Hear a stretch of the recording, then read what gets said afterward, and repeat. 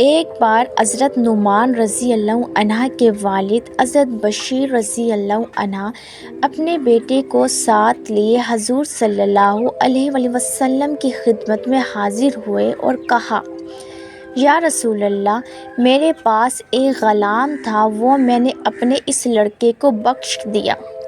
نبی صلی اللہ علیہ وآلہ وسلم نے پوچھا، کیا تم نے اپنے ہر لڑکے کو ایک ایک غلام بخشا ہے؟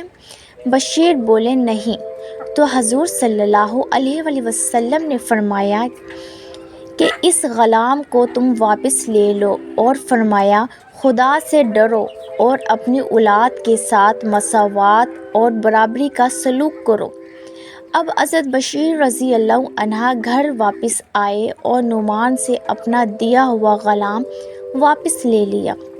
ایک روایت میں یہ ہے کہ آپ صلی اللہ علیہ وآلہ وسلم نے فرمایا، تو پھر مجھے گناہ پر گواہ نہ بناؤ، میں ظلم کا گواہ نہ بنوں گا۔